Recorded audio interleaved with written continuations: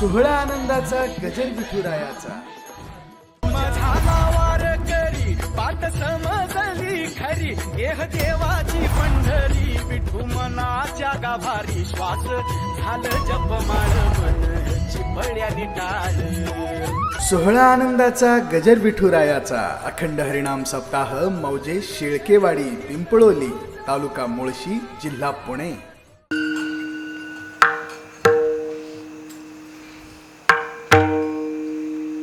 रामकृष्ण नामे ये दोन्ही साजिरी हृदय मंदिरी स्मराकारे.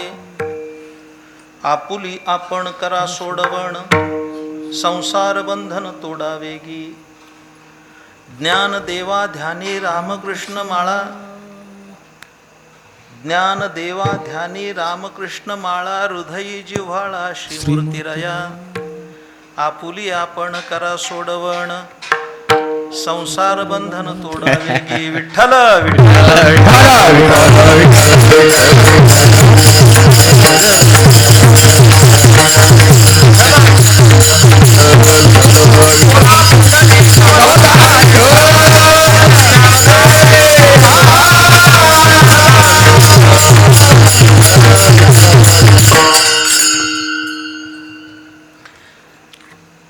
रामकृष्ण नामे ये दोन्ही साजिरी हृदय मंदिरी स्मराकारे. आपुली आपण करा सोडवण संसार बंधन तोडावेगी. कैवल्य साम्राज्य चक्रवर्ती संत श्रेष्ठ ज्ञानेश्वर महाराज यांचा हा अभंग आहे. अभंग 3 चरणाचा असून नामपर प्रकरणातील आहे आणि जीवनाची सार्थकता व्यक्त करणारा अभंग आहे. सह्याद्रीच्या गिरीकंदरामध्ये असणारं आपलं हे छोटंसं शेळकेवाडी गाव आपल्या उपास्य दैवताचा महाशिवरात्रीचा उत्सव साजरा करीत आहे. उत्सवाचा आजचा पहिला दिवस आहे.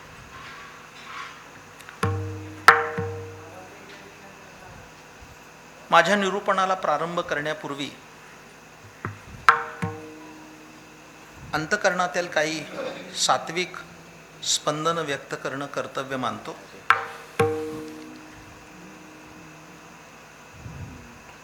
मी प्रथमतः शेळकेवाडी ग्रामस्थांचं अभिनंदन करणार आहे. आणि ते अभिनंदन कशा करता तर या मंडळींनी कोरोना महामारीच्या कालखंडात सुद्धा उत्सव चालू ठेवला हे अभिनंदनाला प्राप्त आहे.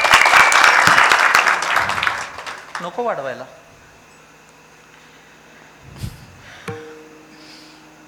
मागील वर्षी बृहन महाराष्ट्रातले उत्सव बंद होते.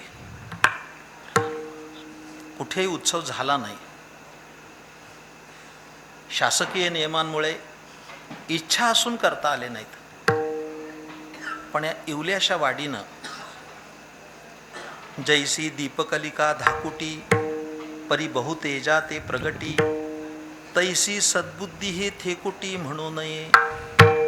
ही ज्ञानज्योत तेवट ठेवली. जवळपास मी या उत्सवाला प्रातिवार्षिक रूपात येत राहिलो.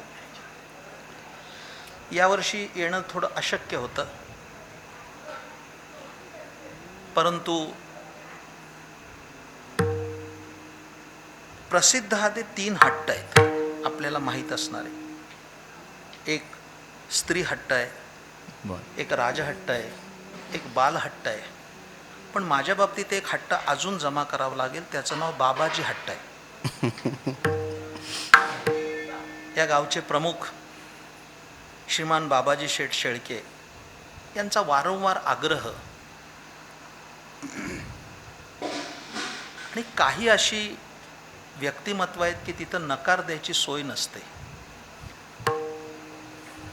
आणि या अनुबंधातून माझं येणं आहे. असं अनेकांना वाटणार आहे की पहिला दिवस आहे, उपस्थिती कमी आहे. स्वाभाविक आहे. तशी आपली परंपरा आहे की उत्सव सुरू झाल्यानंतर 3ऱ्या-4थ्या दिवशी जाण्याची. पण खरं सांगू का, उत्सवाच्या पहिल्या दिवशी जो येतो तो खरा श्रोता असतो. वा वा वा. कारण त्याला त्याची गोडी असते. आणि आज ही उपस्थिती कमी आहे असं मला वाटत नाही, बिलकुल वाटत नाही. याचं कारण काय असेल तर या धर्मसभेमध्ये वारकरी संप्रदायाच्या संत वाङ्मयाचे साक्षेपी तत्वचिंतक आणि कुंभमेळ्यामध्ये ज्यांना जगद्गुरु द्वाराचार्य या अत्युच्च पदवीनं विभूषित करण्यात आलं असे श्रद्धेय श्री महाराज या सभेत आहेत. त्यांच्या उपस्थितीने ही सभा मंडित आहे. मी काय बोलतोय हे आपल्या लगेच लक्षात येणार नाही. आपण थोडे असलात असं वाटत असलं तरी त्यांच्या एकट्याची उपस्थिती ही हजारोची उपस्थिती आहे. कारण त्या व्यक्तीच्या मागे असणारा समुदाय त्यांची प्रातिनिधिक उपस्थिती दाखवते.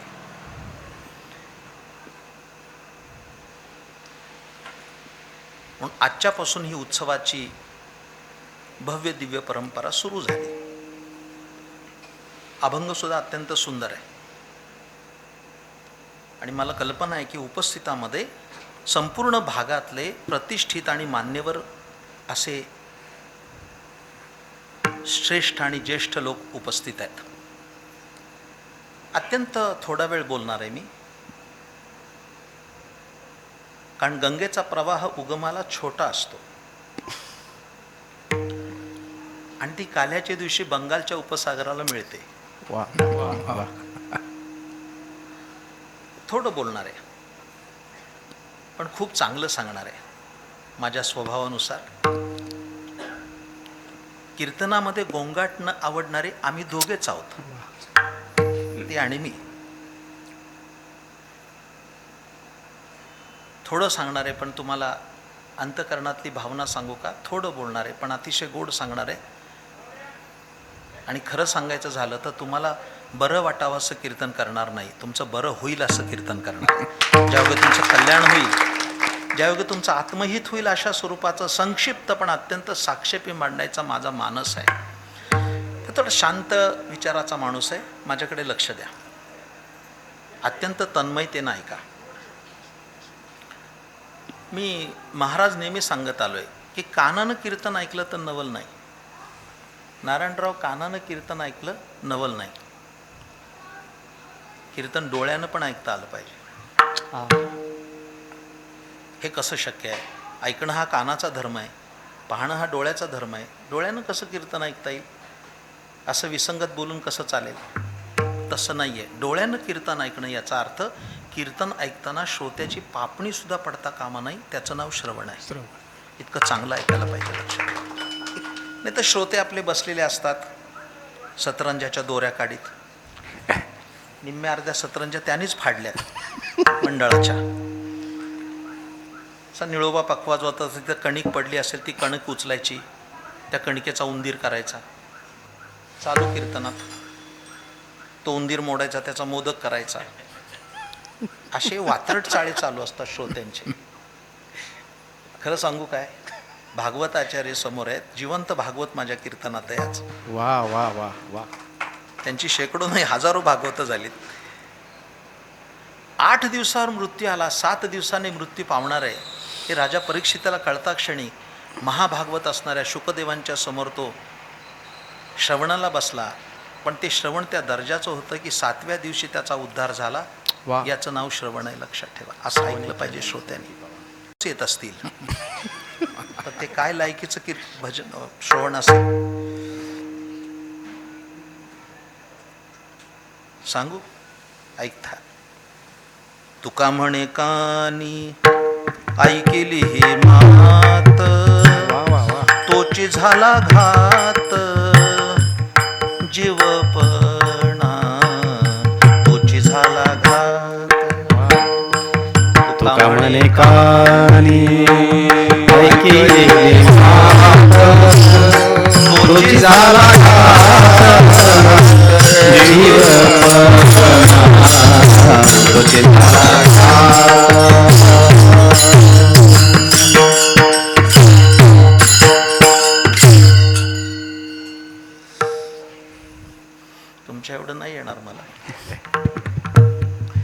वारकरी संप्रदायात काही नररत्न आहे, त्याच्यातलं हे एक नररत्न आहे. पण आजचं कीर्तन जर वर्णन करायचं झालं तर या कीर्तनाला एक नारायण कवच आहे.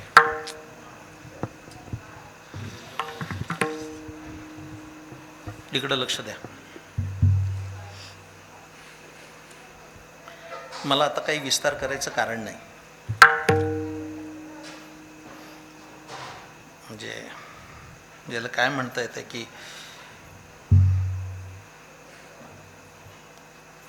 एखाद्या मोठ्या कॉन्फरन्सला जाताना फार विस्तारपूर्वक बोलायचं नसतं. वा. मोजक्या शब्दामध्ये त्याचा आशय सांगणं एवढंच काम असतं. मला माहिती आहे की दुर्गम भागात मी बसलोय, आलोय, पण तरीसुद्धा इतके वर्ष कीर्तन ऐकायचे संस्कार तुमच्यावर आहेत. वा. इकडे लक्ष द्या. अत्यंत संक्षिप्त बोलतो.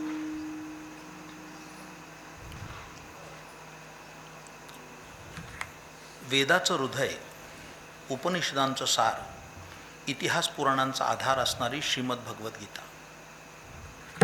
जी फक्त 700 श्लोकाची. इकडे लक्ष द्या. हे फार महत्वाचं आणि मोजून बोलतोय, तावून बोलतोय, सुलाखून बोलतोय. असे 2 ग्रंथ आहेत. नवरात्रामध्ये आपण सप्तशतीचे पाठ करतो. ज्ञानेश्वर महाराजांनी या महान ग्रंथांचा प्रमाण म्हणून उपयोग केला आणि ज्ञानेश्वरीचं वर्णन तसं केलं गीतेचं. आपल्याला नाही लक्षात येणार लवकर. पण असं काही स्वामीजींचा आणि बाबाजी शेट्टी यांचंही माझ्यावर काही बंधन नाही की सगळा अभंग संपलाच पाहिजे. माझ्या स्वभावानुसार 9ला कीर्तन संपलं पाहिजे एवढं बरोबर आहे.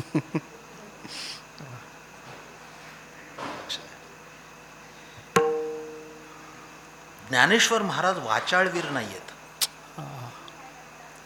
एक एक शब्द मोजून मापून,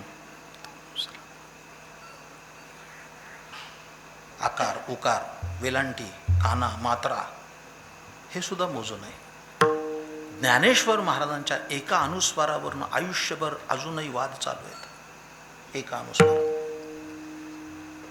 जरा वेगळ्या भाषेत बोलू, तो अनुस्वार सुद्धा किती उंचीचा असेल. हा हा हा हा हा, क्या बात है. तो अनुस्वार किती उंचीचा असेल. असे ज्ञानेश्वर महाराज श्रीमद भगवद्गीतेचं वर्णन करतात.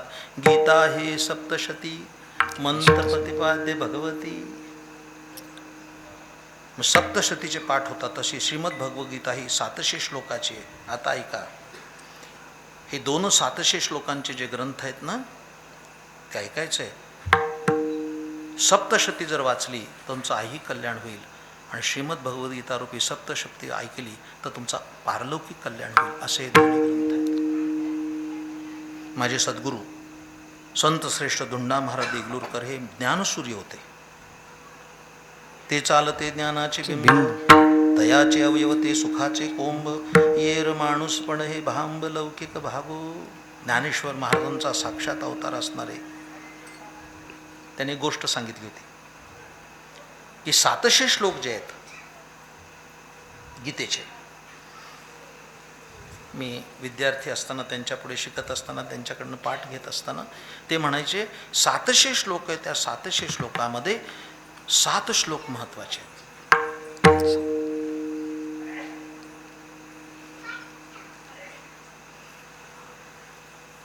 म्हणजे एखाद्याला 700 श्लोक नाही वाचता आले तर हे 7 श्लोक वाचले तरी खूप फायदा होणार आहे. आवाज कमी करा थोडा. एवढ्याच लोकांना ऐकू गेलं पाहिजे, म्हणजे उद्या बाहेरच्या आत येतील. वाह वाह. ते 700 श्लोक आहेत का नाही, या 700 श्लोकात 7 श्लोक महत्वाचे. आणि त्या 7 श्लोकामध्ये श्रीमद भगवद्गीतेच्या 6व्या अध्यायातला 5म श्लोक आहे. उद्धरेदात्मन आत्मानं नात्मान्नम अवसादयेत आत्मैव ह्यात्मनो बंधुरात्मैव रिपुरात्मनः. असा श्लोक आहे. फार सुंदर श्लोक आहे. फारच सुंदर, फारच सुंदर.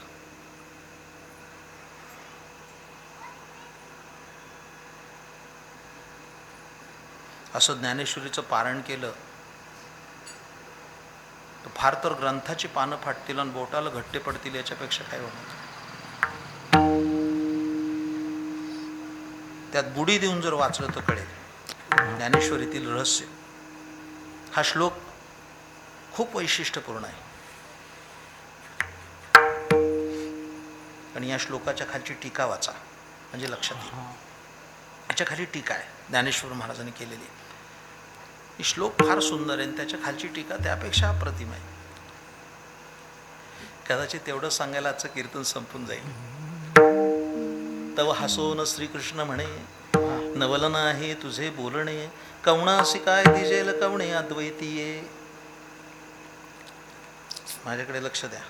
तव हसोन श्रीकृष्ण म्हणे, नवल नाही तुझे बोलणे, कवणासी काय दिजेल कवणे अद्वैतीये. ग्रंथ परंपरा लक्षात घेते. बहुतांशी ग्रंथ हे गुरु शिष्यांचे संवाद आहेत. मग दासबोध असो, श्रीमद भगवद्गीता असो, त्यात अर्जुन प्रश्न करताय, उत्तर भगवान देत आहेत. भगवान तिथं हसले. तो हसवून श्रीकृष्ण म्हणे. प्रश्न असा आहे की हसायचं काय कारण होतं. तुम्ही अजून तेवढं गांभीर्यानं नीट ऐकत नाहीये.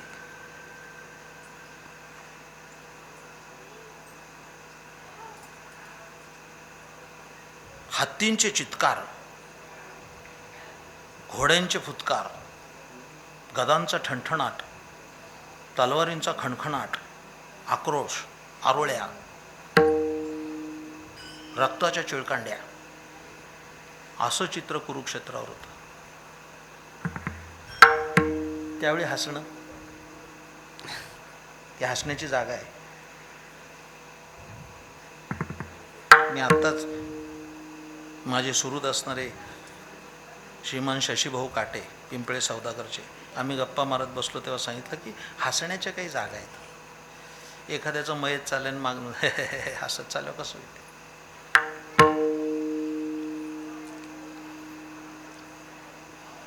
नाही पटायचं पण सांगतो, का होईना पण कृत्रिम का होईना चेहरे पाडावे लागतात.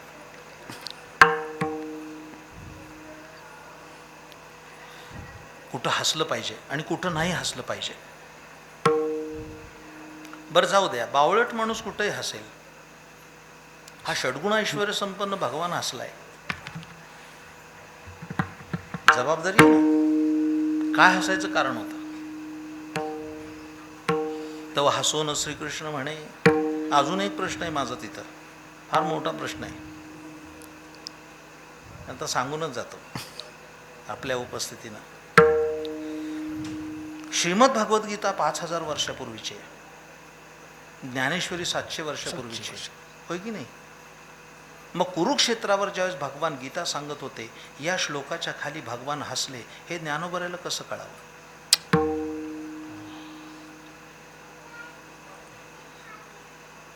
माझं बोलणं कळतंय. घटना कधी झाली आहे जरा समजून सांगतो. 400 वर्षापूर्वी जर अफजल खानाचा कोथळा छत्रपती शिवाजी महाराजांनी काढला, तर सय्यद बंडा आला. हा इतिहास सांगतोय. पण त्यावेळेस कोणी जर म्हटलं की त्यावेळेस सय्यद बंडा धावून आला, छत्रपती शिवाजी महाराज हसले, काहीतरी पुरावा पाहिजे ना. हे कळणार कसं. परत एकदा सांगतो, ही ज्येष्ठ बसलेली मंडळी, त्यांच्या सूचना. भगवंतांनी गीता सांगितली अर्जुनाला आणि कुरुक्षेत्रावर गीता चालू असताना हा श्लोक आला, त्यावेळेस भगवान हसले होते. हे ज्ञानेश्वर महाराजांनी नमूद कसं केलं, त्यांना कसं कळलं की त्यावेळेस ते झालंय, किंवा ते हसले हे कसं कळलं. त्याचं उत्तर नंतर देतो, फक्त मांडून जातो. ते काही तिथं नव्हते. पण ही हसण्याची जागा निश्चित नाही.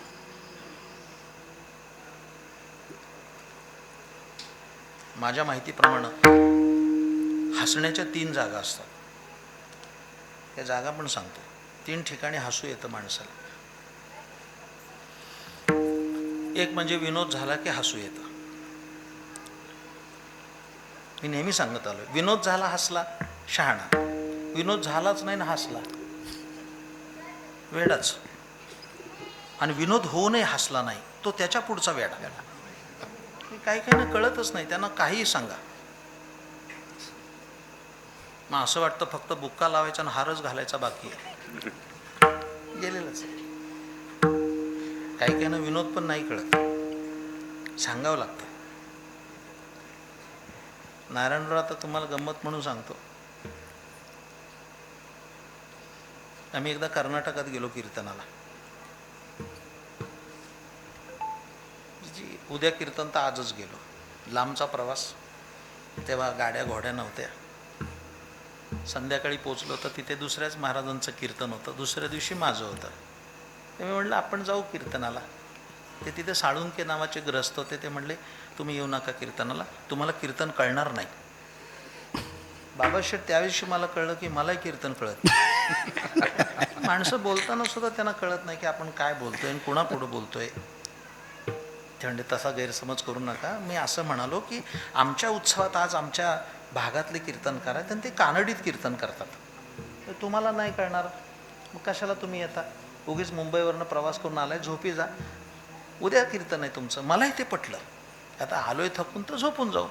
तर माझ्यावर मदनराव होते, माझे आपल्याला कल्पना आहे पकवाजपटू. ते मला म्हणले अण्णा तुम्हाला कळत नाही. पुन्हा एक वार माझ्यावर तो अटॅक की मला कळत नाही म्हणजे कसं काय. अहो म्हणले कानडी कीर्तन ऐकायची संधी आली, चला ऐकायला जाऊ. मग आम्ही गेलो कीर्तनाला. कीर्तन सुरू झालं होतं आणि खूप गर्दी होती. आम्हाला पुढं नेऊन बसवलं, महाराज असल्यामुळे महाराजपणाचे काही फायदे.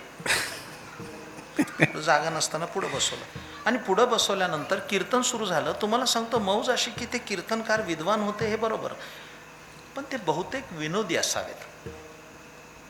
मग काय व्हायचं, ते कानडीत बोलायचे कुडकुड कुडकुड कुडकुड आणि मध्ये चोवी यायची. येणेचं शरीरे शर्रा येणे सरे चिरापडे कुडकुड कुडकुड चालू. पण गंमत काय झाली की 10-20 मिनिटानंतर लोक हसायचे, 2 माणसं सोडून. ते आम्हीच दोघं जण, आम्हाला कळतच नव्हतं. आम्ही आपले शांत. काय झालं मंडळी, थोड्या वेळानंतर ते लोक विनोद सोडून आमच्याकडे बघून हसायला लागले की हे कुठून आले. त्यांना माहीत नव्हतं माझं कीर्तन उद्या आहे. मग मी मदनरावला म्हटलं हे बघा आता असं करा, आपल्याला कीर्तन कळू नाही तर न कळू, पण एक लक्षात ठेवा, एवढं तर कळते ना, शेजारचे हसले की आपण हसायचं, एवढं तरी कळावं. आपल्याला नाही कळत न कळू, विनोद झाला की हसू येणार, हे सामान्य गणित आहे. दुसरं हसू कधी येतं, एखाद्या माणसाची फजिती झाली की माणसाला हसू येतं. सांगू म्हणता, ऐन भर चौकामध्ये एखादा गलेलठ्ठ माणूस केळाच्या सालीवर घसरून पडला. सहानुभूतीनंतर आधी हसून घेतात माणसं, धावतात, ते उचला उचला, त्याला प्रतिष्ठित आहेत गावातला, उचला. पण आधी हास्य निर्माण होतं. आणि तिसरा प्रश्न गुरुजी, विनोद झाला की हास्य येतं, फजिती झाली की हसू येतं, आणि तिसरं एखाद्याचा प्रश्न चुकीचा असेल तर हसू येतं. समोरून प्रश्न एखाद्याचा चुकीचा येतो तेव्हा एकदा हसू येतं, येऊ शकतो. साखर कारखान्याच्या पदावर थोडी वॅकन्सी होती, चांगली मुलं आली होती, कॅन्डिडेट चांगले आले होते इंटरव्ह्यूसाठी. आणि इंटरव्ह्यू घ्यायला सगळे साखर सम्राट बसले होते, इयत्ता 7वी पास झालेले बसले होते.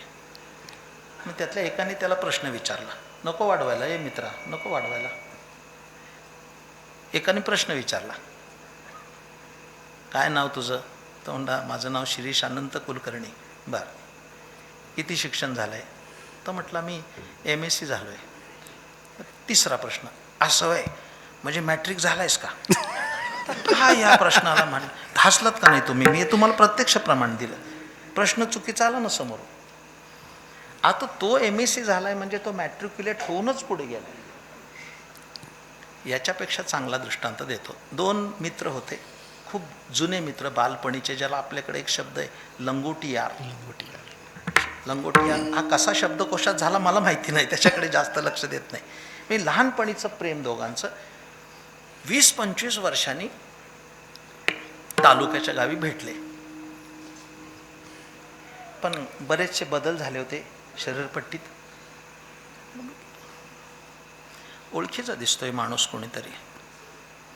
थोडंसं अवलोकन केल्यानंतर लक्षात येईल हा बहुतेक वामनराव दिसतो आहे.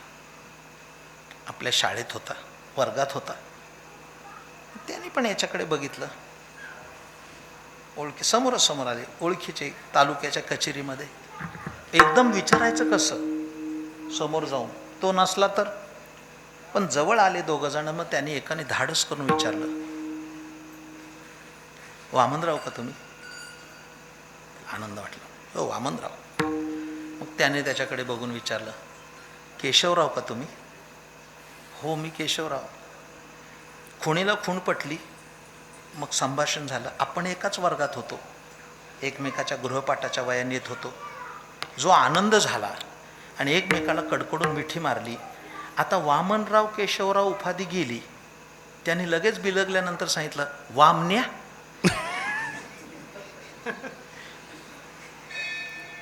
लहानपणीचं वामन्या. मग तो गप्प बसतोय का, केशा गदड्या. त्याच्या पुढचं पाऊल, कसला सुटलायस तू. लहानपणीचं प्रेम. आणि मग त्या वामनरावनी त्या केशवराला विचारलं, ते लहान मुलगा होता हाताला एक त्याच्या 6-7 वर्षाचं. त्याला विचारलं, तुझाच का? तो म्हणला माझाच. हा 2 नंबर, अजून एक थोरला आहे. असं होय, लगीन केलंच वाटतं. काही प्रश्न आहे का मला सांगा. त्याच्याशिवाय हे झालं का? म्हणजे असे जेव्हा प्रश्न येतात तेव्हा ते चुकीचे असतात आणि हास्य निर्माण होतं. विठ्ठल विठ्ठल.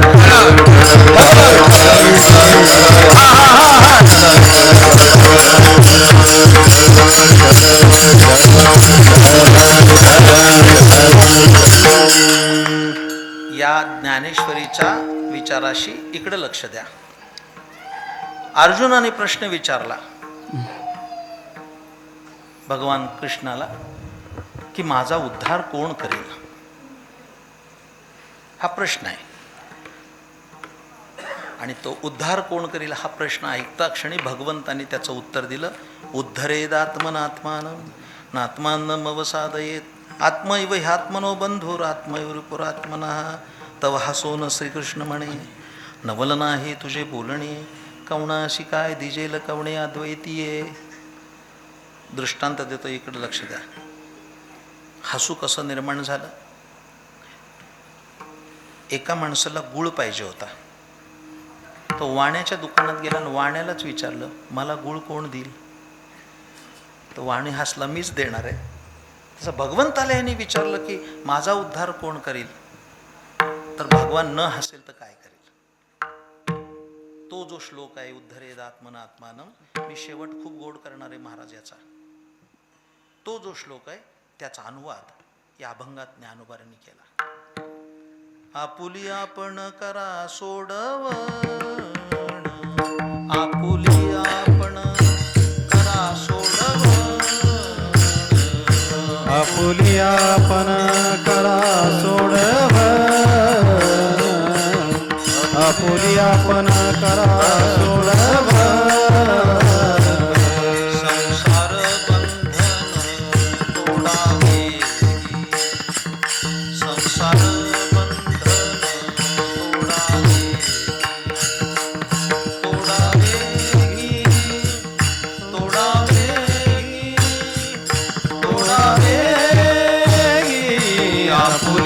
आपण करा सोडवण, आपुली आपण करा सोडवण. संसार बंधन तोडावे, संसार बंधन तोडावे, तोडावे तोडावे तोडावे. आपुली आपण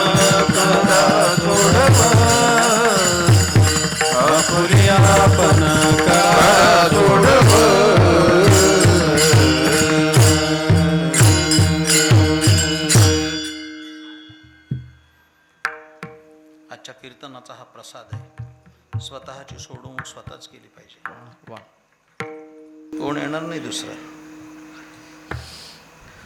कुणीतरी मैदानात येईल, हात वर करेल आणि तुमची कुंडलिनी जागृत होऊन तुमचा उद्धार होईल असं होत नसतंय. छान बसलाय आता तुम्ही, चांगले ऐकताय.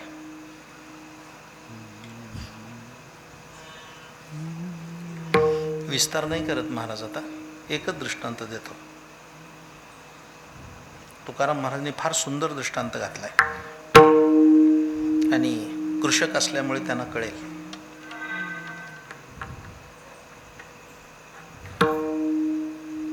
ऐकताय ना.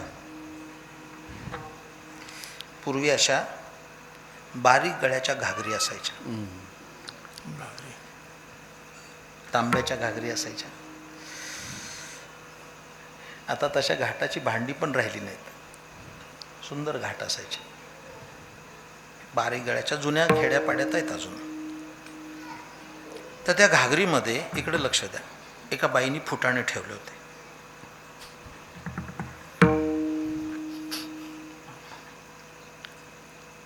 ते फुटाणे एका माकडाने बघितले. माकडाला सर्वात प्रिय काय असेल? फुटाणे. जसं पोपटाला पिरू, तसं माकडाला फुटाणे. मी कॉलेजला असताना, बिर्ला कॉलेजला शिक्षण झालं माझं.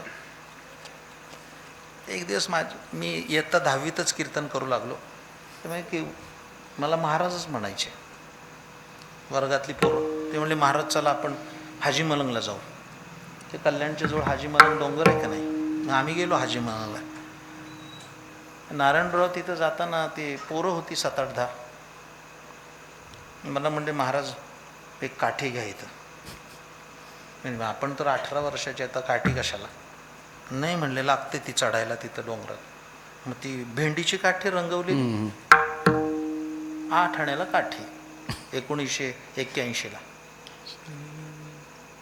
ती काठी घेतली, पुढं गेलो तर ती पोरं म्हणाली की महाराज हे फुटाणे घ्या. मला फुटाणे काही आवडत नाहीत, उगीच कशाला घ्यायचं. मला वाटलं रस्त्याने आपलं खात खात जायचं म्हणून म्हणतात. तुम्हाला नाही, माकडं फार आहेत, ती चालू देत नाही, त्याला फुटाणे द्यावे लागतात तेव्हा ते जातात, त्यांना टोल दिल्याशिवाय रस्ता नाही. आता म्हटलं ठीक आहे. मी भाऊ तिथं गेलो. मी काय तुम्हाला सांगू, त्या दुकानदाराने मी विचारलं की एवढ्याला पुडी. म्हणला 1 रुपयाला 100 पुड्या.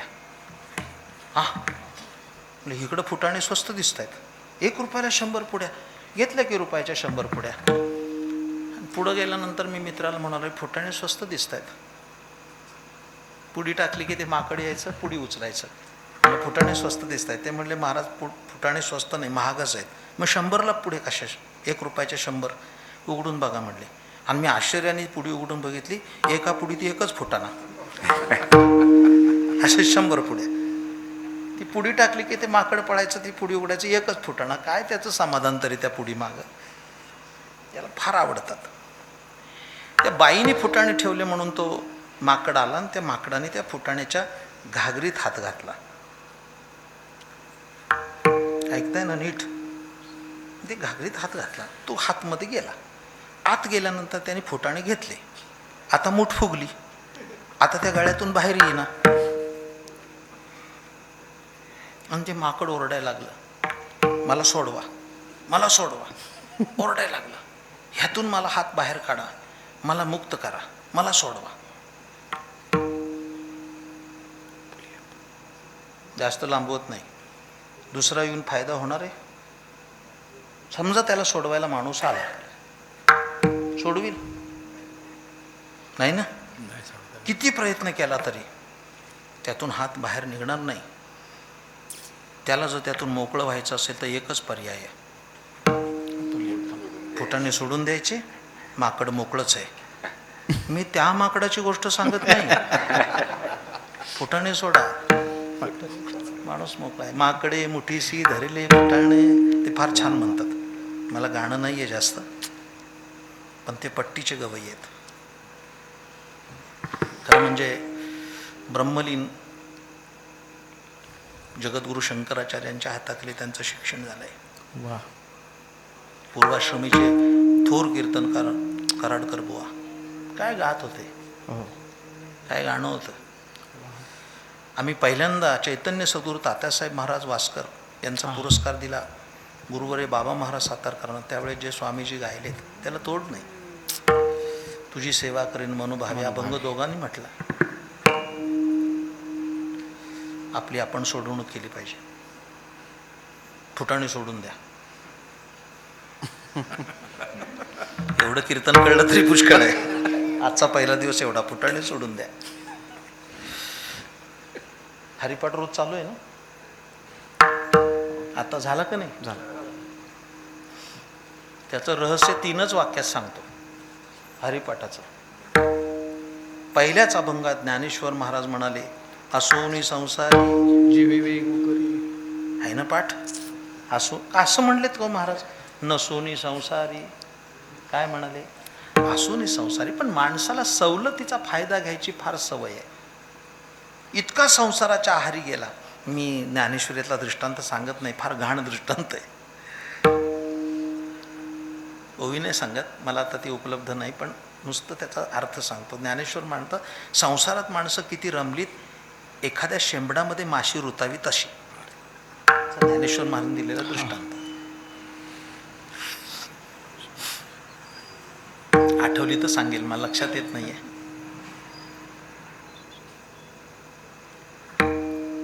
पण किती गुंतात काया वाचा मने.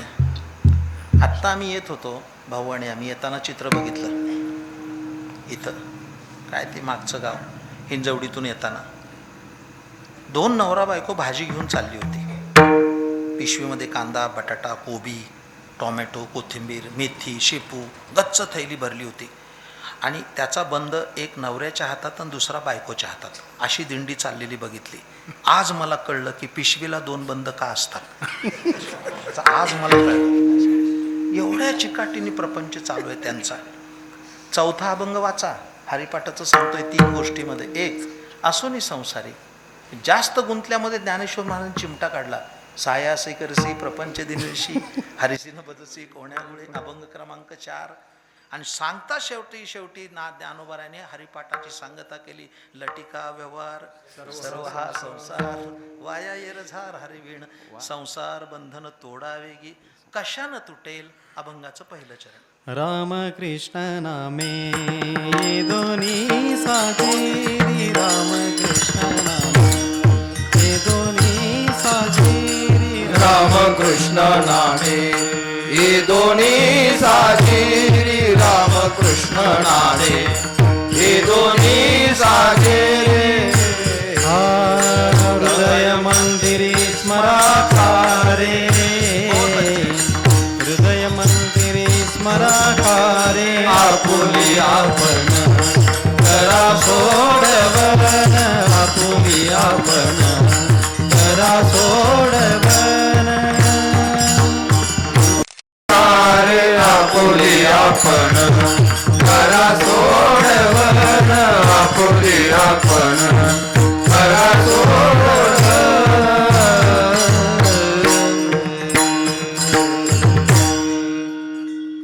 वारकरी पंथाचा शिरस्ता आहे की पहिल्या दिवशी नाम प्रकरण सांगावं, नाम महात्म्य सांगावं.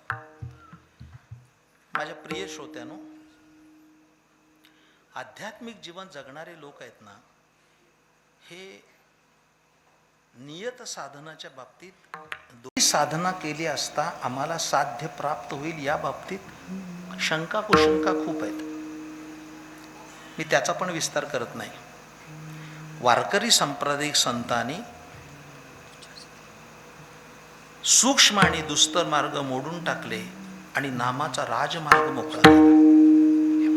मोडून या वाटा सूक्ष्म दुस्तर केला राज्यभार चाले ऐसा.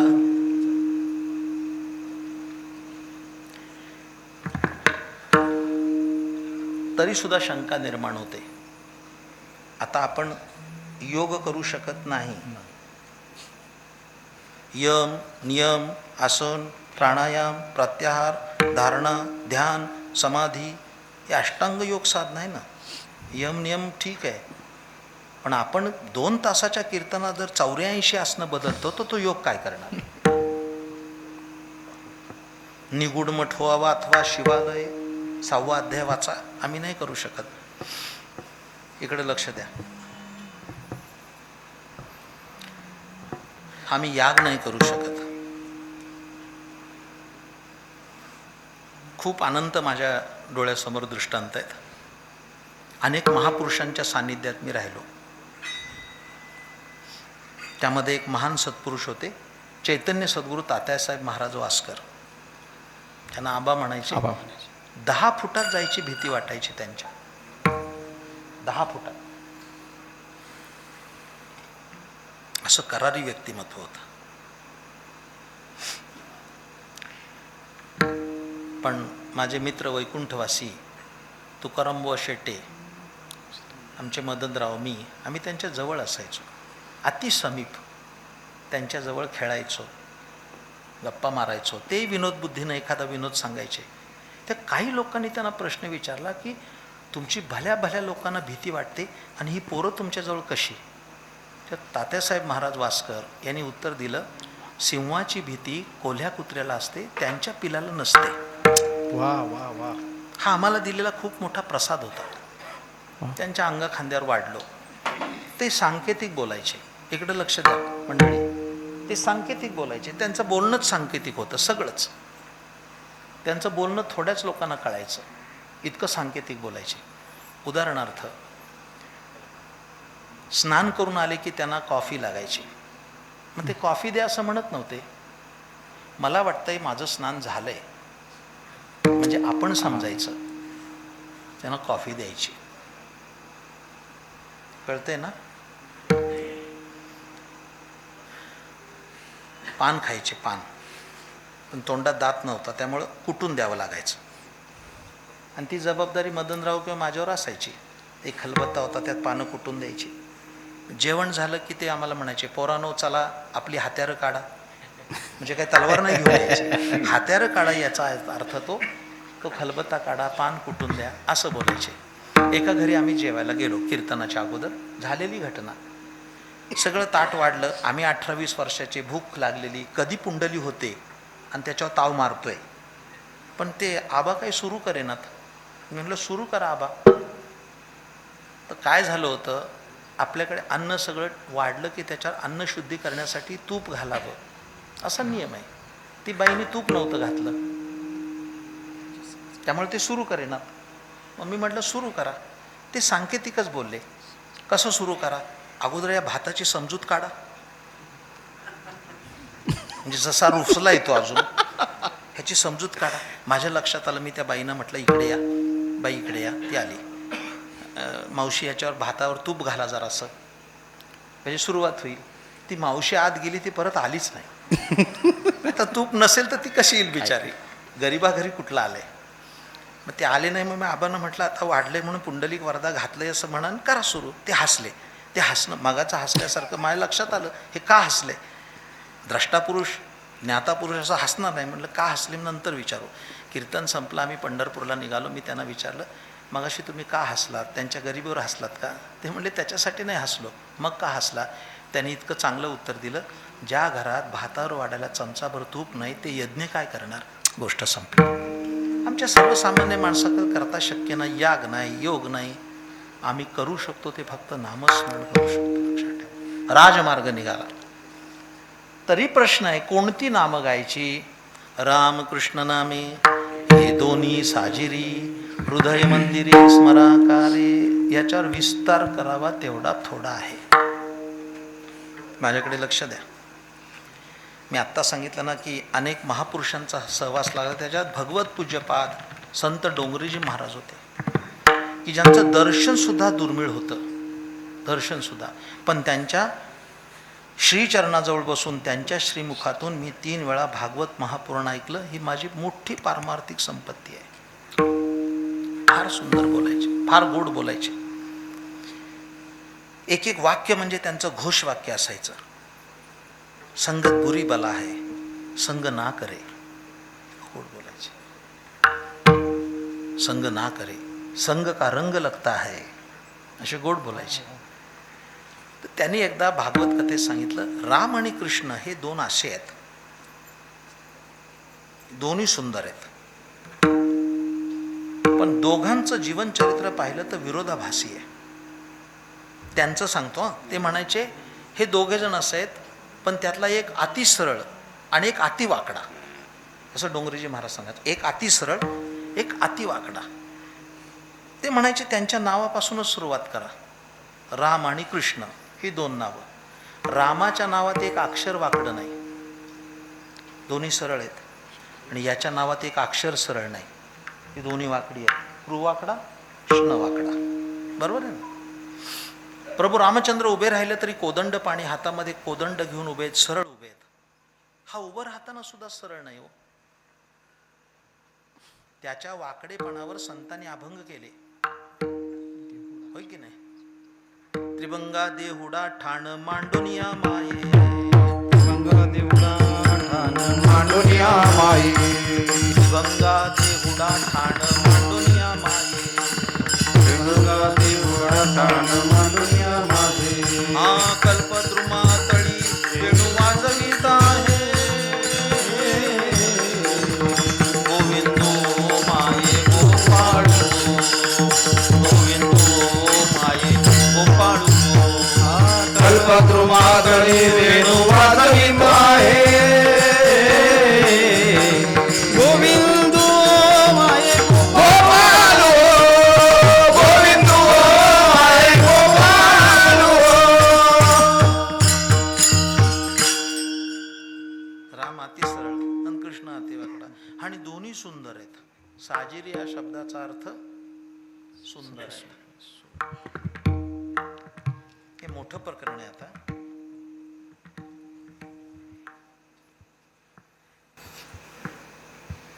प्रभू रामचंद्र किती सुंदर.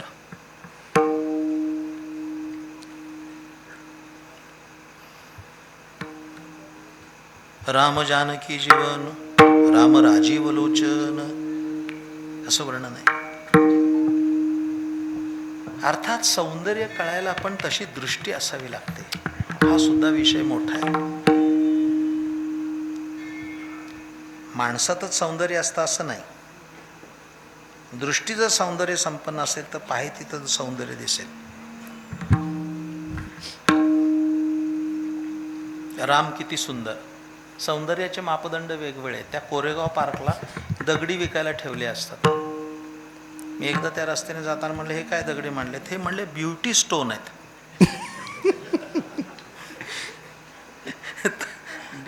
दगडही सुंदर असतात. आता दगडी बुद्धीच्या माणसाला कळणार नाही हा पुढचा विषय. त्याला तेवढी सौंदर्य दृष्टी असावी लागते.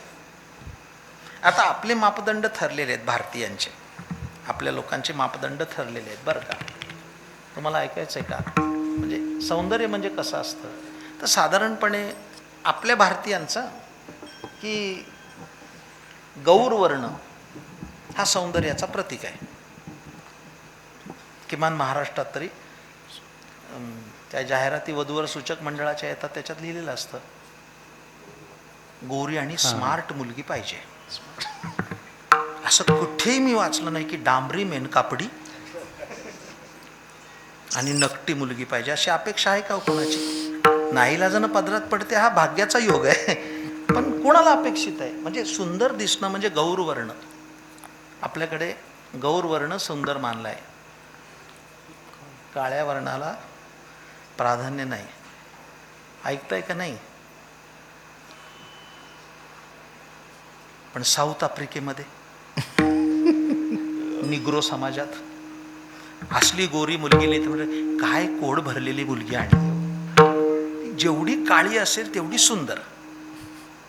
आपल्याकडे सौंदर्याचं मापटं काय आहे? नाक सरळ पाहिजे, नाकाची दांडी, सुंदर मुलगी. आता हे जातात का नाही? आता गुरु अस्त झाल्यामुळे थोडं कमी झालंय, पण सीझन जोरात चालू आहे. ती मुलगी बघायचा कार्यक्रम असतो का नाही? ते ठरलेला पॅटर्न आहे. म्हणजे तो नवरा मुलगा, 2-4 त्याचे मित्र, न्यावे लागतात म्हणून 2-4 म्हातारे, तो चांगलं कळतंय तुम्ही जे ऐकताय ते. अशी माणसं गेली की तिथं ते बिछायत असते बसायचं. ठरल्याप्रमाणे ती मुलगी पोह्याची डिश घेऊन येते. महाराज युगानुयुग हा मेनू सुद्धा बदलला नाही, पोहेच. कधी इडली सांबार नाही, कधी बटाटा वडा नाही. तिची समजूत असते की बाबा पोहे दिल्यानंतर सोन्याची नगरी मिळते, असं तिने महाराजांचं भागवत ऐकलेलं असावं. मग ते पोहे आले की तो नवरा मुलगा तिच्याकडे बघतो, मुलीकडं. बाकीचे सगळे पोह्याकडे बघतात. 2-2 प्लेट खातात. ती काय असेल ते पैसे दिले की गाडीत बसले की पहिला प्रश्न, कशी वाटली मुलगी? की लगेच एखादा बुजुर्ग सांगतो, वा तोडच नाही, काय नाक चाफेकळीसारखं आहे, सौंदर्य, नाक सरळ आहे, सौंदर्याचं प्रतीक. पण असली सौंदर्य संपन्न मुलगी चीनमध्ये, नेपाळमध्ये, अहो तिथं गेली तर म्हणेल काय डोंगरा एवढं नाक आहे हिचं. ते सौंदर्य मानत नाही. उलट तिथे जेवढे चपट्या नाकाची मुलगी असेल ती ब्युटी क्वीन, ती दिसायला सुंदर. आणि जर तिकडची ब्युटी क्वीन महाराष्ट्रात आणली, पुण्यात, ही ब्युटी क्वीन आहे, तर इथली बाई म्हणेल हिच्या म्हशीवर नाकाने म्हशीने नाकावर पाय ठेवलाय, ही कसली ब्युटी क्वीन. सौंदर्याचे मापदंड वेगवेगळे आहेत ना. राम किती सुंदर, रामायणाने फार सुंदर वर्णन केले रामाचं. काय झालं, वनवासात असताना शिळा मनुष्य झाली, याच्या चरणाच्या चाली, अहल्या उद्गार झाला, पाय लागल्याबरोबर दगडाची बाई झाली. अशी गोष्ट आहे बरं का, आपण वाचली असेल. इकडे लक्ष द्या. तर ते काय झालं, त्या दगडाची बाई झाली आणि अहिल्या उद्धार झाला आणि सगळीकडे बातमी नवीन भाषेत शुद्ध मराठीत व्हायरल झाली. ही दगडाची बाई केली. ऋषीमुनी जे होते, मोठे मोठे ऋषिकुल स्थापन केलेले, त्या ऋषींच्यापर्यंत बातमी गेली. आता या ऋषी मंडळाला खूप दिवस इच्छा होती की आपण संसार करावा. पण आता ते वयस्कर झालेले, दाढ्या वाढलेल्या, पांढऱ्या शुभ्र झालेल्या, आता ह्यांना कोण मुलगी देणार, प्रश्न आहे का नाही. त्यांच्या कानावर बातमी गेली की रामाने पाय लावता क्षणी दगडाची बाई झाली. ते ऋषी म्हणाले हा चांगला प्रयोग आहे, आपण असं करू, एक एक दगड घेऊन रामाकडे जाऊ. पुढचं सांगूच का. त्या दगडाला रामाने पाय लावला की त्याची बाई झाली की तिच्यावर लग्न करून संसार करू, अशी नामी कल्पना घेऊन प्रत्येक ऋषीने आपल्या डोक्यावर एक दगड घेतला आणि ही दगड दिंडी तिकडं निघाली. अर्थात प्रत्येक ऋषीने आपल्याला सोसेल असाच दगड घेतला होता, कारण त्याच्याबरोबरच परत संसार करायचा आहे. काही कळतंय का नाही? तुम्ही संसारिक नाहीत का हो? दगड घेऊन ते गेले. आता ही दिंडी बघितल्यानंतर प्रभू रामचंद्रांनी लक्ष्मणाला विचारले, असे ऋषी का आलेत? काहीतरी टाळ पकवास घेऊन आले, वेगळे दगड घेऊन का आले? लक्ष्मणाने सांगितलं विचारूया. ते आले आणि प्रभू रामचंद्रांकडे बघतच राहिले. डोक्यावर भार आहे, त्यांच्या लक्षातच राहिलं नाही, अखंड बघत राहिले. त्या लक्ष्मणाने त्यांना सांगितलं दगड खाली ठेवा. त्यांनी खाली ठेवले. प्रभू रामचंद्रांनी विचारलं, आपण संत महंत सगळे का आलात, काय प्रयोजन? त्या ऋषी मंडळातल्या प्रमुख ऋषीने सांगितलं, हे रामराया, तू दगडाला पाय लावलास, त्याची बाई झाली, ही कानावर वार्ता आली, म्हणून आम्ही हे दगडी घेऊन आलो होतो की याची बाई करावी, संसार करावा.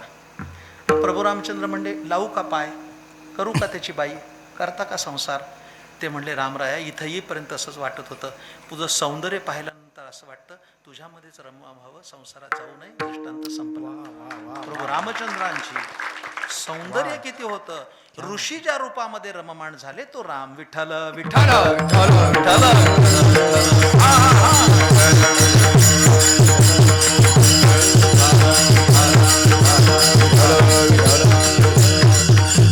भगवान कृष्णाच्या बाबतीत तर बोलायलाच नको. भगवान कृष्ण अत्यंत मनमोहक. ही दोन नावं अत्यंत श्रेष्ठ आहेत. राम कृष्ण नामे ही दोन्ही साजिरी, हृदय मंदिरी स्मराकारे, विठोबा रखुमाये, विठोबा रखुमाये, विठोबा रखुमाये. टाळी वाजवा, टाळी वाजवा.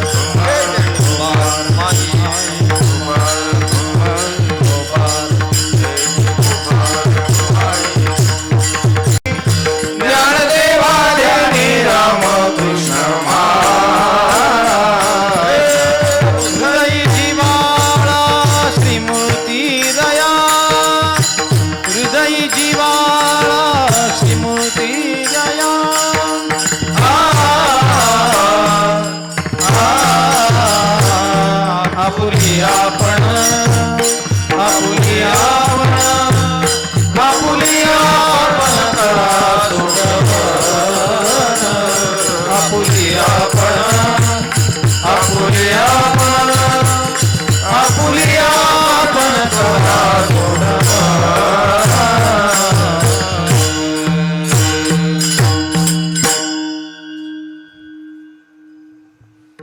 संतांच्या बाबतीत असं आहे, आपण प्रमाण म्हणत आलोय, आधी केले मग सांगितलं.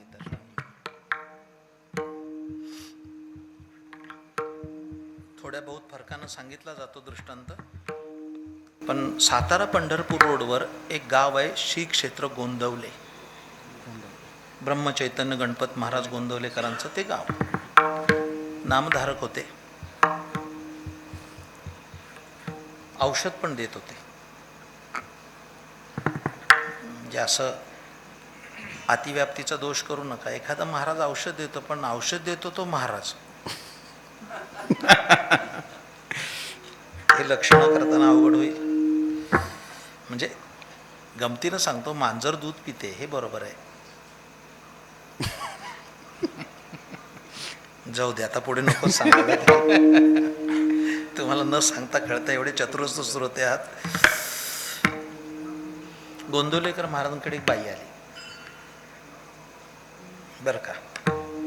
नाही, एका मुलाला बसवलं आणि म्हटली, महाराज याला औषध द्या. काय झालं बाई याला? झालं नाही, होणार आहे. म्हणजे अहो हा रोज 2 किलो गुळ खातो रोज, ह्याला एखादा रोग होईल, असं औषध द्या की तो गुळ खायचा बंद होईल. ते महाराज म्हटले, बाई थांबा, पुढच्या पौर्णिमेला या. बाई गेली घरी, महिन्याभराने परत आली. महाराजांसमोर त्या मुलाला बसवलं, महाराज याला औषध द्या. काय झालंय? मागच्या महिन्यात नाही का सांगितलं तुम्ही, महिन्याने या, हा गुळ खातो. बरं म्हणले, बाई सांगतो. त्या महाराजांनी मुलाला मांडीवर घेतलं, त्याच्या डोक्यावरून हात फिरवला आणि सांगितलं, बाळ गुळ खाणं वाईट आहे, खात नको जाऊ. आणि बाईनं सांगितलं, जा औषध झालंय. अहो ती बाई चक्रावली. काय महाराज म्हटले, हेच औषध होतं तर मागच्या पौर्णिमेला का नाही दिलं? म्हणजे माझा हेलपाटा झाला फलटणपासून दहिवडीचा, भाडे खर्च वाया गेला. बरं जाईना का, पण महिनाभरात 60 किलो गुळ गेला, रोज 2 किलो या मानानं. ते वाचलं असतं का नाही? याने तेव्हाच औषध द्यायचं. म्हणून तिने आगाऊपणानं महाराजांना विचारलं, महाराज हे औषध होतं तर मागच्या पौर्णिमेला का नाही दिलं? महाराज हसून म्हणाले, बाई तेव्हा मी पण गुळ खात होतो. मी गुळ खाताना त्याला सांगावं गुळ खाऊ नये, उपदेश फलद्रूप झाला नसता. मी महिनाभर गुळ बंद केला, सांगण्याच्या योग्यतेचा झालो, गुळ खाणं वाईट आहे. ही संतांची श्रेणी आहे. तुकाराम महाराज, ज्ञानेश्वर महाराज या श्रेणीतले. एक वाक्य सांगू का चांगलं? हे बहुश्री श्रोते सांगू का? अनेक लोक असं म्हणतात की संतांनी अभंगामध्ये अनुभव सांगितले. हे मत बरोबर आहे, संतांनी त्यांच्या अभंगात अनुभव सांगितले. पण माझं मत वेगळं आहे. मी एवढंच म्हणतो की त्यांचे अनुभवच अभंग झाले. हे म्हणणं जास्त श्रेष्ठ. त्यांचे अनुभवच अभंग झाले. ज्ञानेश्वर महाराज म्हणले, माझा अनुभव काय? ज्ञानदेवा ध्यानी रामकृष्ण माळा, हरिपाठ म्हणतोय, ज्ञानदेवा ध्यानी रामकृष्ण म्हणी, अनंत जन्मोनी पुण्य होय. ज्ञानदेवा ध्यानी रामकृष्ण म्हणी, तेणे वैकुंठ भोनी घर केले. हे सगळे अभंग त्याची साक्ष देतात. त्यांनी भजन केले. ज्ञानदेवे घेतले दान बाबा बाळ छंदू, ज्ञानदेव घेतले दान बाबा बाळ, ज्ञानदेवे घेतले दान बाबा बाळ छंदू, ज्ञानदेव घेतले दान बाबा बाळ छंदू, हृदयी धरोनिया ध्यान बाबा बाळ छंदू, हृदयी धरोनी ध्यान बाबा बाळ छंदू, समाधी बैसला निर्वाण बाबा बाळ छंदू, समाधी बैसला निर्वाण बाबा दागी, कथा कीर्तन करीत बाबा बाळ छंदू, बाबा बाळ छंदू, बाबा बाळ छंदू, कथा कीर्तन करीत बाबा बाळ छंदू, बाबा बाळ छंदू, बाबा बाळ छंदू, ज्ञानदेवे घेतले दान, ज्ञानदेवे घेतले दान, ज्ञानदेवे घेतले दान, ज्ञानदेवे घेतले दान, हृदयी धरोनिया ध्यान, हृदयी धरोनिया ध्यान, हृदय धरोनिया ध्यान हृदय धरोनिया ध्यान समाधी बैसला निर्वाण समाधी बैसला निर्वाण समाधी बैसला निर्वाण समाधी बैसला निर्वाण कीर्तन करी तू बाबा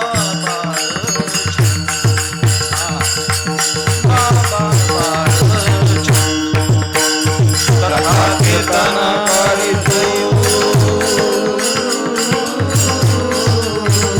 बाबा बाळ गदानी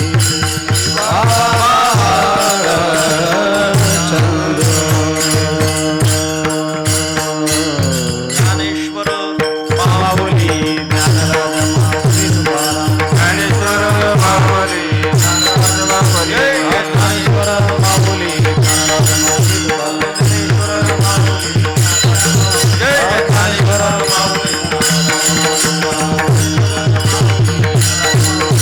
ज्ञानेश्वर माऊली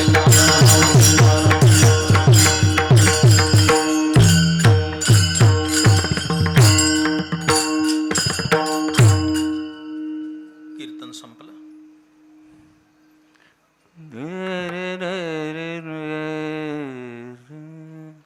संपलं म्हणजे सांगितलं नाही अजून मला. त्यांनी खुणावलंय पण मला अजून टॉप सिक्रेट सांगायचंय. ते बघतायत माझ्याकडे अजून कोणता डाव शिल्लक आहे. प्रश्न काय उद्धृत केला होता. भगवान कृष्णचंद्र हसले हे ज्ञानोबाला कळलं कसं. प्रश्न आहे का नाही. गीता सांगली 5000 वर्षापूर्वी, ज्ञानेश्वर महाराज 700 वर्षापूर्वी. तेव्हा त्या श्लोकाखाली भगवान हसले हे ज्ञानोबाला कसं कळावं. काही साधकांनी प्रश्न विचारला की ते तेव्हा हसले. नेवाशाला जेव्हा ज्ञानेश्वरी झाली, एखादा जाणकार श्रोता असेल त्याने विचारलं असेल का हो माऊली भगवान हसले तेव्हा तुम्ही नव्हतात, मग ते हसले हे तुम्हाला आत्ता कसं कळलं. तेव्हा ते हसून म्हणाले मीच तर सांगितली. वा वा वा अवतार पांडुरंग नाव ठेविले ज्ञानी आरती ज्ञानदाता. अवतार पांडुरंग नाव ठेविले ज्ञानी आरती ज्ञानदाता. तेव्हा मी हसलो होतो हे मला माहिती आहे. तेव्हा हसवून श्रीकृष्ण म्हणे नवलना हे तुझे बोलणे कवणास काय दिजेल कवणे अद्वैती आहे. ज्ञानेश्वर महाराजांच्या या उपदेशानुसार सर्वांनी नामाची कास धरावी आणि आपला उद्धार करून घ्यावा असं सांगणारा हा अभंग आहे. सेवा समाप्त झाली. मी सर्वांचं पुन्हा एकदा ऋणनिर्देश करतो. अंतःकरणामध्ये खूप भावनांचे कल्लोळ आहेत की परमश्रद्धेय महाराज इथं 7 दिवस राहतात. आत्ता आमचा मुरबाडचा पुढच्या वर्षीचा सप्ताह आहे. त्यात मी आत्ता त्यांची तारीख मांडून आलो कीर्तनाची. म्हणजे आमच्या मोठ्या उत्सवात कमीत कमी 25,000 लोक असतात. 25,000 कमीत कमी. अनुष्ठानपूर्वक ज्ञानेश्वरी पारायण चालतं. मागे 4-2 वेळा स्वामींचं येणं झालं, पण आत्ता मी त्यांना सांगितलं म्हणजे ज्याला काही करारबद्ध म्हणतात. बाबाजी शेट्टांचा फोन आला की तुम्ही यावं लागेल. म्हटलं मला शक्य नाही आहे. पळासाची ओढताना बुलढाणा कुठं आहे आणि शेळकेवाडी कुठं आहे, मला त्रासाचं होईल.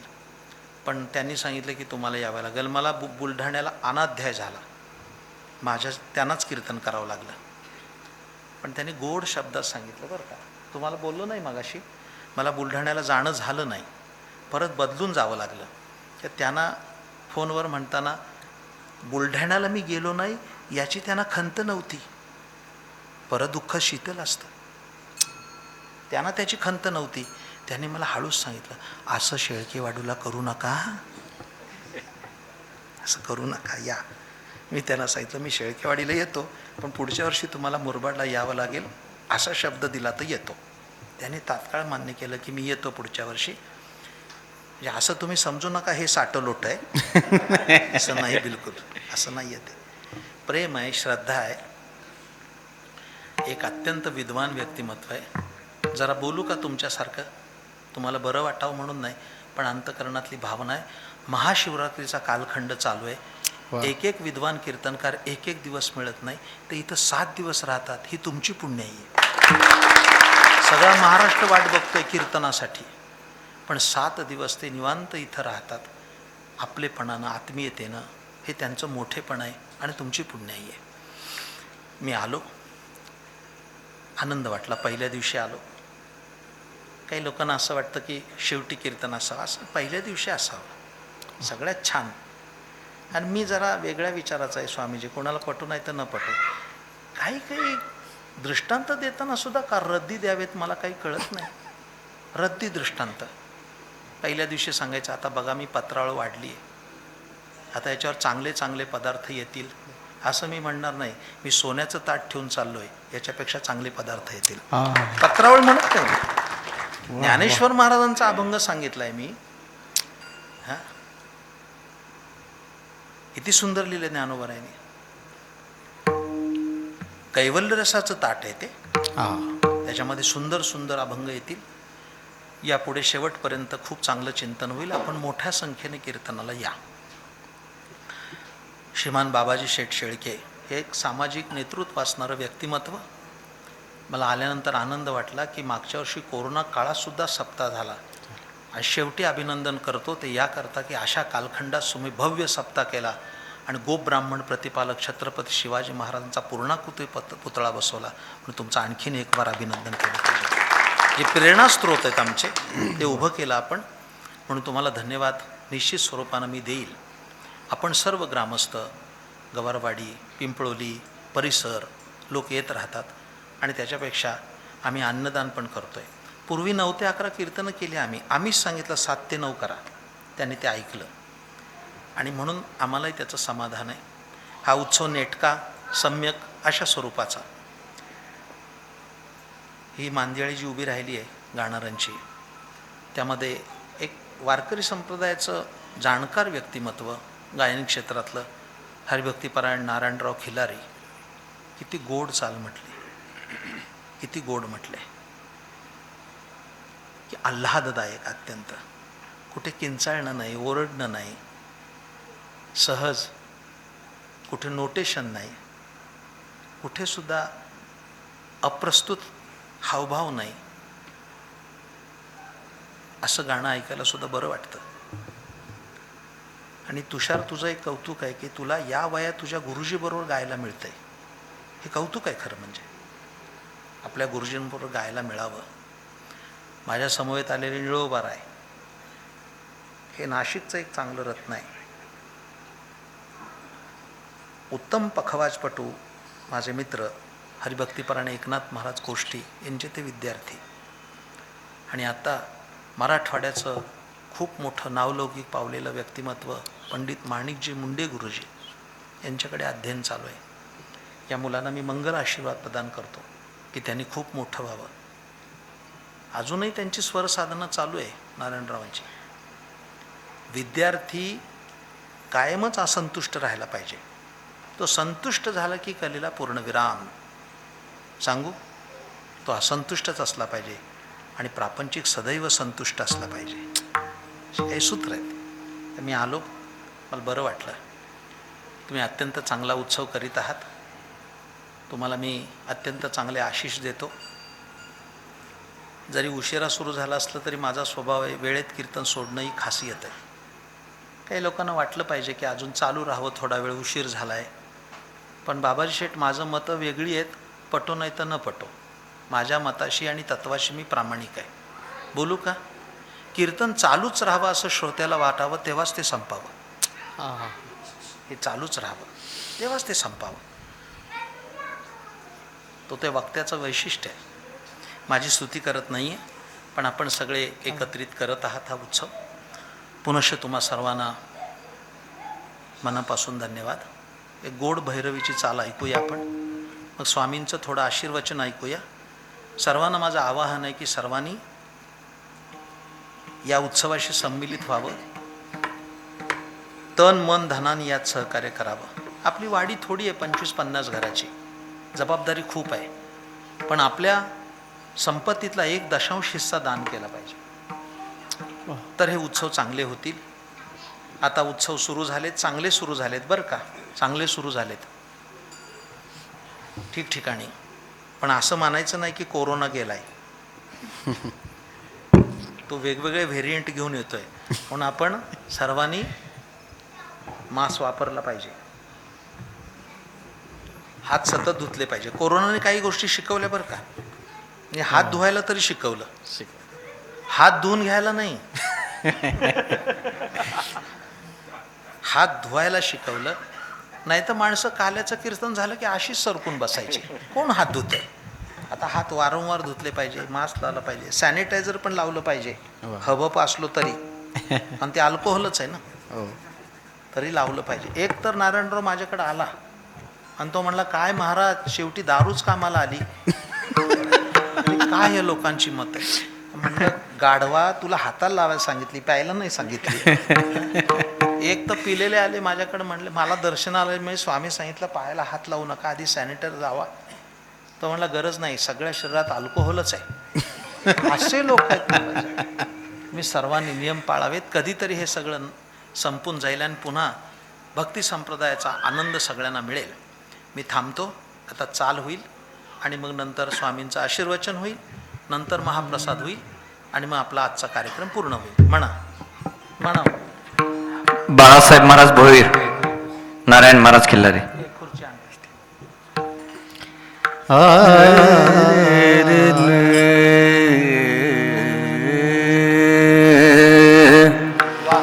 ज्ञानदेव ध्यान रामकृष्ण माळा. बहुत अच्छे. ज्ञानदेव ध्याने रामकृष्ण करा सोड आपले आपण करा सोड.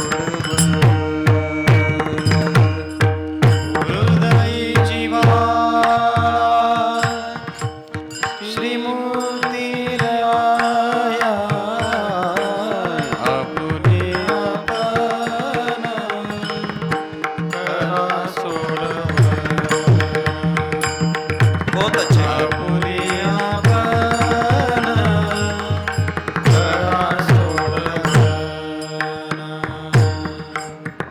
संसार बंधन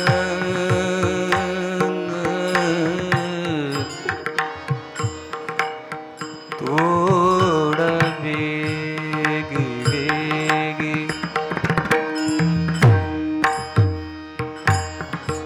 तोड वेगी संसार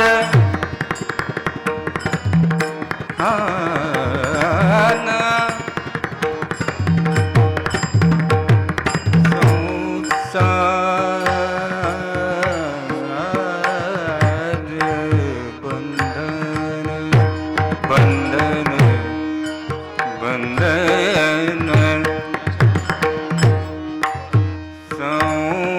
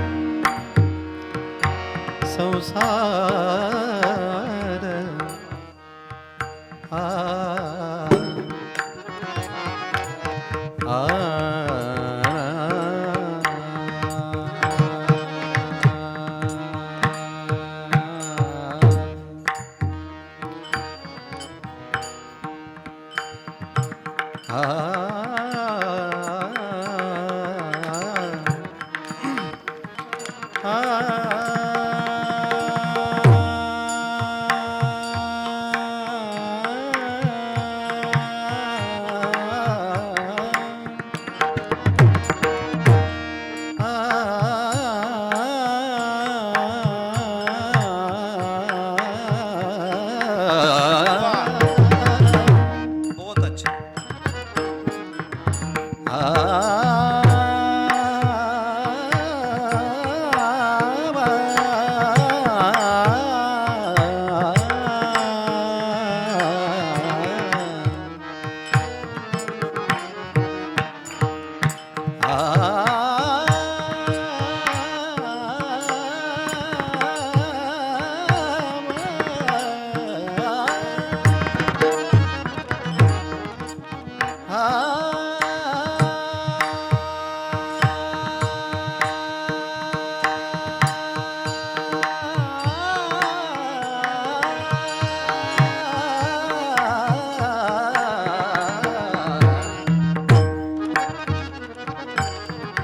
संसार बंधन थोडा वेगी संसार बंधन थोडा वेगी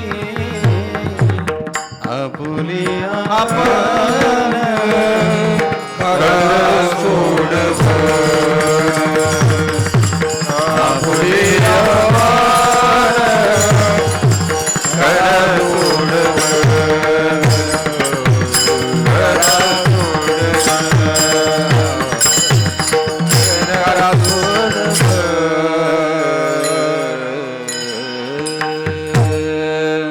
जय जय विठ्ठल जय